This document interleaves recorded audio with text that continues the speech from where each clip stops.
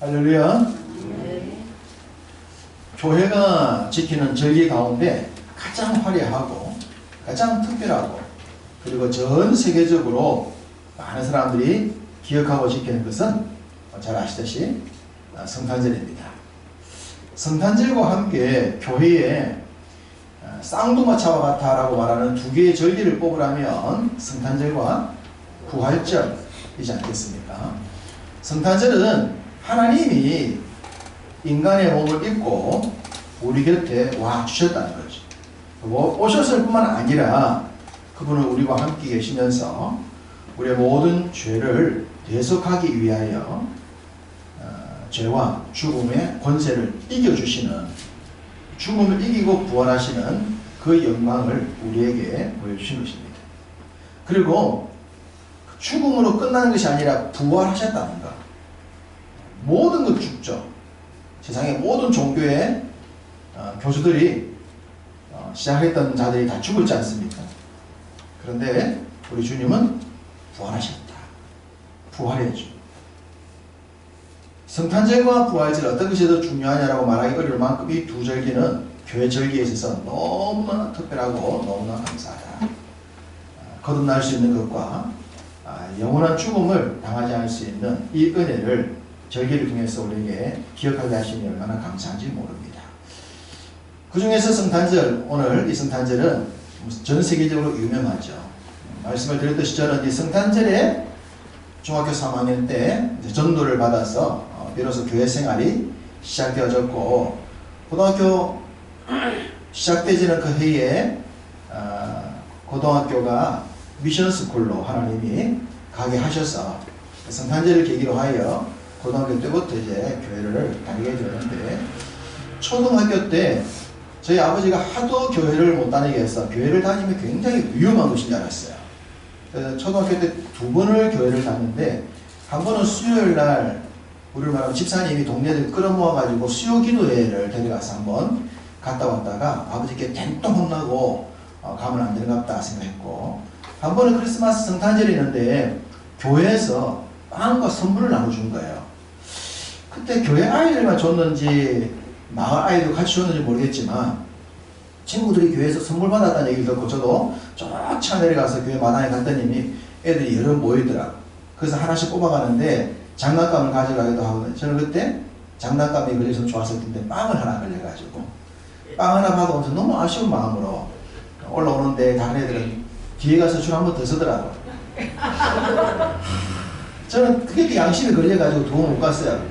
오라는 뒤에 왜 2번 못 갔지? 한 번 더 가면 되는데 다른 애들 2번 가는데, 그러면서 빵 하나 얻어서 왔던 제 인생의 제일 처음의 성탄절, 되돌아보니 그 성탄절에 빵 하나 선물 받았던 그것이 제 인생의 첫 번째 성탄절이었고, 그리고 초등학교 다닐 때 수요일을 한번 갔다가 중3 때 전도를 받아 교회로 오게 됐는데, 오늘 설교를 준비하면서 그때 성탄절에 받았던 빵, 그날 한번 생각해 봤습니다. 아마 교회 선생님이 빵을 나눠줬을 텐데 교회 안 다니는 애가 빵을 받으러 오지 않았겠습니까? 선생님이 참 못 사는 동네에 못생긴 옷을 입고 애가 와서 빵을 받아간다라고 했을 수 있겠다라는 생각을 해보면서 그때의 그 날이 참 형편없는 날이었지만 되돌아보면 제 생에 있어서 믿음으로 올 수 있는 첫 걸음이 아니겠는가라는 생각도 하니까 감사가 됩니다. 어쨌든 이 성탄절 제에는 믿음 생활을 시작하게 된 날이기 때문에 굉장히 특별한데, 여러분도 성탄절에 다 특별한 은혜가 있죠. 아마 다 있을 겁니다. 신앙생활 하다 보면 성탄절과 관계되어져서 많은 여러분들이 기억할 만한 추억들이 있을 것 같아요. 그런 추억들을 되새기면서 살아가면 좋겠고 또 만들어가면 좋겠다. 올해도 성탄절이니까 좀 특별하게 뭔가를 좀 만들면서 보낸다면 우리 남은 날들이 더 신나리라 생각합니다. 성탄절, 우리가 오늘 신약 성경에서 보게 되는 이 성탄절이 어느 날 갑자기 짠 하면서 나타난 날은 아닙니다. 이 성탄절이 특별할 수밖에 없는 것은 구약에 이미 메시아가 오실 것이다 라고 예언을 했다는 겁니다. 예언했던 말씀이 수천 년의 시간을 지나면서 성취가 되고 이루어졌다는 데 있어서 특별합니다. 오늘 말씀은 바로 여기에 초점 맞추고 말씀을 드려보려 합니다. 어느 날 갑자기 주님이 오셨기 때문에 성탄절이 되어진 것이 아니라 그분이 오실 것이라고 수천 년 동안 예언했던 예언의 내용에 의해서 오셨기 때문에 이 모든 것들이 바로 구원의 놀라운 계획이요 섭니다 라고 하는 겁니다. 오늘 본문에 보면 헤롯 왕 때에 예수께서 유대 베들레헴에서 나심에 동방으로부터 박사들이 예루살렘에 이르러 말하되 라고 했습니다. 베들레헴에 태어나신 겁니다. 베들레헴 떡집이죠. 제가 떡집에 오신 구주라는 제목으로 앞서 말씀드리지 않았습니까? 이 베들레헴에 오신 것은 말씀을 드렸듯이 예언된 내용 그대로였다라고 하는 겁니다. 미가서 5장 2절을 보시면 베들레헴 에브라다야 너는 유다 족속 중에 작을지라도 이스라엘을 다스릴 자가 내게서 내게로 나올 것이라 그의 근본은 상고의 영원에 있느니라 라고 말하면서 예수님이 베들레헴에 태어나시기 전에 미가 선지자가 이미 예언을 했었다는 겁니다.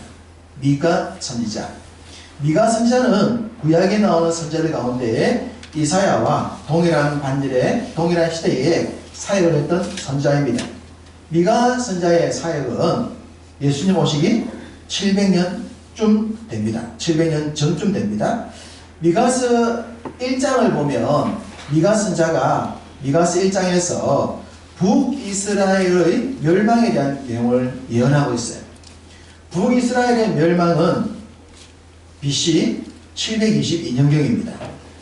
BC 700년 전 북이스라엘이 망할 것을 그 당시 미가가 예언했는데 당연히 미가가 예언했던 그 시대는 700년 전, 예수님 오시기 700년 전이었다. 예수님이 오시기 700년 전에 미가 선지자가 베들레헴으로 오실 것이다 라고 정확한 지명을 지정한 겁니다. 그리고 그 베들레헴에 주님이 오신 거예요. 그냥 어쩌다 보니까 갈 곳이 없어서 베들레헴에 온 것이 아니라 이미 선지자가 700년 전부터 베들레헴으로 오신다라고 예언을 했고 그 예언이 성취가 된 겁니다. 이것은 미가 선지자가 지명은 얘기했지만 이 베들레헴의 메시아가 오실 것이라고 하시는 하나님의 예언은 창세기로부터 넘나죠. 최초의 인간이 아담이었던 에덴 동산의 아담이 실패하는 순간 하나님께서 죽은 영혼을 살리기 위한 메시아의 오심을 얘기하지 않습니까? 이게 주님의 오심에 대한 창조계획, 구원계획의 시작점이라고 볼 수 있겠죠. 그 시작에 의한 하나님의 원대한 계획이 700년 전 미가 선지자를 통해 예루살렘이라는 지명을 명확하게 지정했다. 그리고 주님 오셨다는 것을 알 수가 있습니다. 또한 예수님이 베들레헴으로 갈 수밖에 없었던 이유, 베들레헴에서 태어날 수밖에 없었던 이유는 그 당시 정치 지도자였던 헤롯의 영향도 무시할 수가 없습니다. 누가복음 2장 4절과 5절에 이런 말씀이 있습니다. 요셉도 다윗의 집 족속이므로 갈릴리 나사렛 동네에서 유대를 향하여 베들레헴이라는 다윗의 동네로 그 약혼한 마리아와 함께 호적하러 올라가니 마리아가 이미 잉태하였더라. 호적을 하러 베들레헴으로 고향으로 올라가라고 그 당시 로마의 황제의 명이 있었습니다. 로마의 황제의 명이 있었고 정치 지도자들의 그 당시에 명령이 있었다는 겁니다. 정치 지도자들이 교회에 명령을 내렸다고 하는 겁니다. 코로나 시국 때에 정부가 교회에 대해서 모임에 대한 여러 가지 경고를 좀 하지 않았습니까? 이것은 정치 지도자가 교회를 핍박하기 위해서 한 것은 아니었죠. 그 당시 코로나가 만발했을 때는 서로의 건강과 안전을 위해서 교회도 이렇게 협조하면 좋겠다라는 그런 내용이었지, 교회라고 신앙생활을 못하게 교회를 박해하는 그런 내용은 아닙니다. 만약 그런 내용이었다면 우리가 목숨을 걸고 싸워야 하겠지만 그런 내용은 아니었다. 자, 우리가 그 당시에 로마의 황제, 그 당시 정치 지도자들이 또 그 지역을 다스렸던 분봉왕들이 다들 움직이라 한 겁니다. 다들 움직여라. 자기 고향으로 가서 호적을 하라. 만약에 그런 명령이 없었다면 예수님의 육적인 부모였던 요셉과 마리아는 나사렛에 그대로 살고 있었을 것입니다. 나사렛에서 살고 있었는데 국왕한 명령을 내려서 베들레헴으로 올라갔더니 거기에서 주님이 나시게 됐다고 하는 거예요. 이것도 엄밀히 보면 정치 지도자, 세상 지도자가 하나님의 말씀을 이루도록 도움을 준 것 아닙니까? 이런 걸 보면 하나님이 세계를 경영하시고 세계를 주관하시는데 교회와 충돌을 일으키기도 하고 교회에 해를 끼치는 것처럼 보일 수 있는 세상 세력도 때로는 하나님께서 사용하신다는 겁니다. 교회의 유익과 하나님 나라를 위해 지나온 역사와 또 더 큰 하나님의 나라 관점에서 보면 결국 세상에 있는 모든 것들도 하나님의 수중에 있다. 바로 그 하나님의 수중에 있는 세상 속에서 우리가 살아가는데 우리가 이 세상 속에 살아갈 때 세상의 지배를 받는 것이 아니라 이 세상을 주관하신 하나님의 뜻을 생각하고 세상 속에서 살아야 하는 겁니다. 그것이 세상을 움직이고 오늘 말씀처럼 정치 지도자를 움직여서 예수님으로 하여금 베들레헴에 나게 하셨던 것들도 다 동일한 역사다라고 하는 것을 알 수가 있습니다. 또한 우리 예수님의 오심과 관련해서는 예수님 오시기 전에 먼저 와야 되는 한 사람을 빼놓을 수가 없습니다. 세례 요한이죠. 세례 요한이 반드시 먼저 와야 했고 그 세례 요한이 먼저 와서 그 요한이 오실 메시아에 대한 예언을 했어야 합니다. 이것도 예언이 되어져 있는 겁니다. 이사야서 40장 3절에 이렇게 말씀합니다.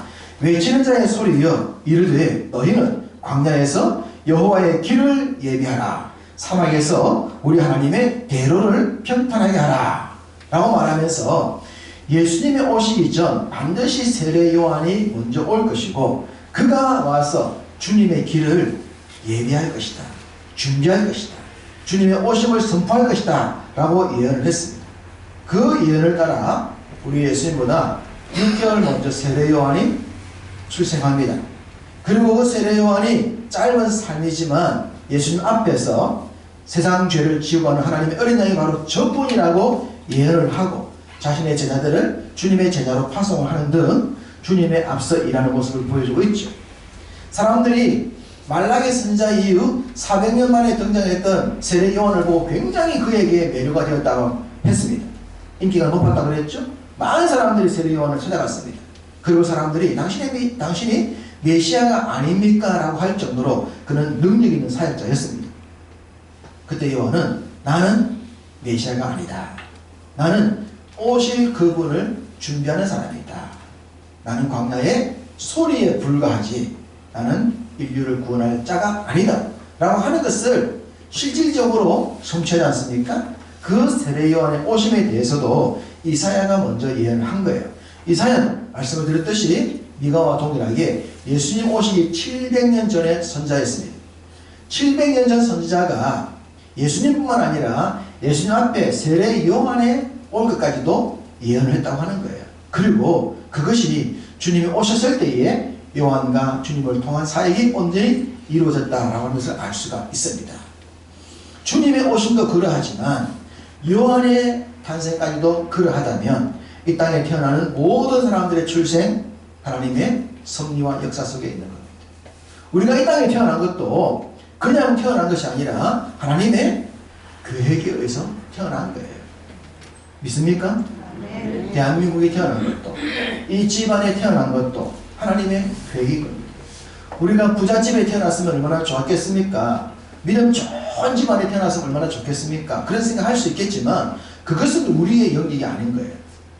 하나님이 계획이 계셔서 이런 집안에 이런 나라에 그런 곳에 태어나게 하신 거예요. 그건 하나님의 섭리라고 하는 거예요. 그건 바꿀 수가 없어요. 그 속에서 우리가 어떻게 주의 뜻을 이루어 갈 것인가, 그것이 우리에게 주어진 책무이지 않습니까? 믿지 않는 집, 가난한 집에 태어났다 하더라도 거기서 주의 뜻을 찾고 거기서 성실하게 믿음 생활을 해 나갈 때 하나님의 계획하신 섭리가 이루어지는 겁니다. 하나님 거기서 영광을 받으시는 거예요. 그리고 우리 자녀들에게도 그런 자존감을 심어주는 거죠. 네가 태어난 것은 내 뜻이 아니라 하나님의 계획이야. 그러니까 가난한 집에 태어났고 어떤 약한 집에 태어났다 말하지 말고 주의 뜻이 무엇인가 생각하고 네가 여기서 주의 뜻을 어떻게 이룰까를 생각해야 돼. 그렇게 자녀들한테 가르쳐야 가난하게 태어나도 자존감 충만하고 뭐 환경이 열악해도 비굴하지 않는 그런 삶을 살아가게 되는 것입니다. 예수님의 탄생이 이렇게 예언된 내용이라면 우리 예수님의 예루살렘 입성, 십자가 지시는 것까지도 다 예언이 되어져 있다는 사실입니다. 그냥 십자가를 지신 것이 아니라 이미 성경에 말씀해 주셨고 예루살렘에 올라가실 것도 이미 말씀해 두신 거예요. 스가랴서 9장 9절에 보시면 이런 말씀이 있습니다. 시온에 따라 크게 기뻐할지어다. 예루살렘에 따라 즐거이 부를지어다. 보라, 내 왕이 내게 임하시나니 그는 공의로우시며 구원을 베푸시며 겸손하여서 나귀를 타시나니 나귀의 작은 것 곧 나귀 새끼니라. 예수님이 메시아가 나귀 새끼를 타고 예루살렘에 입성할 것이라고 스가랴가 이미 예언했다는 겁니다. 스가랴 선지자는 예수님 오시기 약 500년 전의 선지자입니다. 예수님 오시기 500년 전에 메시아가 오셔서 나귀를 타고 예루살렘으로 들어가실 것이다 라고 예언을 해두었고 우리 예수님은 역시 나귀 새끼를 타고 예루살렘에 들어가십니다. 요한복음 12장 14절과 15절을 보면 예수는 한 어린 나귀를 보고 타시니 이는 기록된 바 시온 따라 두려워하지 말라. 보라, 너희의 왕이 나귀 새끼를 타고 오신다 함과 같아라. 요한이 말하고 있는 이 내용 그대로 스가랴가 예언했던 내용을 이루신 거예요. 그 이루신 나귀 새끼를 타고 입성하신 예수님. 예수님은 왕으로 오셨지 않습니까? 만왕의 왕, 만주의 주지 않습니까? 왕은 나귀를 타지 않고 말을 탑니다. 말도 가장 멋진 말, 백마라든지 가장 훌륭한 말을 타는 것이 왕이요 장군이지. 여러분 생각해 보십시오. 왕이 멋지게 차려입고 나귀 새끼를 타고 있으면 폼 나겠습니까? 웃기지 않습니까?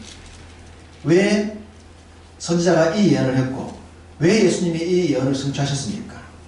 섬기러오신 왕, 자신의 목숨을 들여 세상을 살리기 위해 오신 섬김의 주, 이걸 보이기 위해서 가장 못난 나귀, 그것도 새끼 얘기를 하신 것입니다. 그리고 그 예루살렘에 올라가신 거예요. 그 예루살렘에 올라가셔야만 인류를 위한 대속의 죽음을 하실 수가 있었던 것입니다. 바울이 3차 전도 여행을 하고 예루살렘으로 돌아오는 길에 여러 사람들, 예언하는 사람들이 바울의 길을 막습니다. 바울이 만약 예루살렘에 올라가면 체포가 될 것이고 체포가 되면 목숨을 잃을 수도 있다. 그러니 예루살렘에 올라가지 말라고 그럽니다. 그렇지만 바울은 예루살렘에 올라가죠. 왜 그렇습니까? 내가 예루살렘에 올라가서 거기서 체포가 되더라도 로마 황제에게 심판을 받는다면, 재판을 받는다면 로마로 가게 될 것이고 로마로 가게 되면 로마의 복음을 전할 수 있기 때문에 내가 로마의 말씀을 전하기 위하여 체포가 되더라도 예루살렘에 올라가겠다라고 말하면서 자기를 말리는 모든 사람들의 그 만류를 거부하고 체포당하는 예루살렘으로 올라가지 않습니까? 하나님의 뜻을 이루기 위하여 바울도 그랬고 우리 주님께서도 인류를 구원하시기 위하여 선지자가 예언했던 예언 그대로 나귀 새끼를 타고 예루살렘에 들어가시는 모습을 보여주고 있습니다. 하나님의 의를 이루시기 위하여 자신이 목숨을 잃고 고난당하고 고충당하는 그 모든 것들을 친히 짊어지시는 주님의 이 모습이 진짜 사랑이에요? 진짜 희생이지 않습니까? 가장 소중한 것까지도 아낌없이 내려놓을 수 있는 그것이 진짜 믿음이지 않을까요? 예수님의 오심, 예루살렘 입성, 십자가에 죽으심, 이 또한 예언되어 있습니다. 신명기 21장 23절은 이렇게 말씀합니다. 그 시체를 나무 위에 밤새도록 두지 말고 그날에 장사하여 내 하나님 여호와께서 내게 기업으로 주시는 땅을 더럽히지 말라. 나무에 달린 자는 하나님께 저주를 받았습니다. 나무에 달려 십자가에 달려 저주받음에 대한 얘기를 하고 있고, 이분에 대해서 안식일에 달리지 않도록 하는 예언까지도 다 기록되어져 있습니다. 실질적으로 주님이 십자가에 달리셨고 안식일을 범하지 않기 위하여 그 전날 운명하심으로 안식 후 첫날에 부활하시는 모습을 보여주고 있죠. 나무에 달리는 자, 십자가에 달리는 자는 저주받은 자니라. 그렇습니다. 죄인들만 십자가에 달려서 죽었습니다. 죄인도 가짜 숭악한 죄인들입니다. 로마 사람들은 십자가에 달리지 않습니다.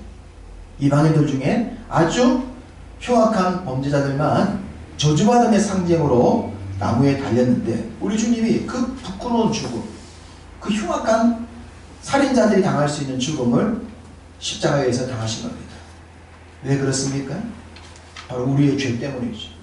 우리의 죄, 인간의 죄, 나의 죄, 그 죄를 대속하시기 위해서 그분이 거기서 우리가 받은 저주를 끊어주신 겁니다. 그분이 저주를 받아야, 죄 없으신 분이 저주를 받아야 우리의 죄가 사해지기 때문에 주님이 그 나무에 달리신 거예요. 바울은 갈라디아서에서 이렇게 말합니다. 갈라디아서 3장 13절, 그리스도께서 우리를 위하여 저주를 받은 바 되사 율법의 저주에서 우리를 속량하셨으니 기록된 바 나무에 달린 자마다 저주 아래에 있는 자라 하였습니다. 신명기에 말씀하고 있는 내용 그대로 나무에 달린 자마다 저주받은 자라고 했던 내용, 그 말씀입니다.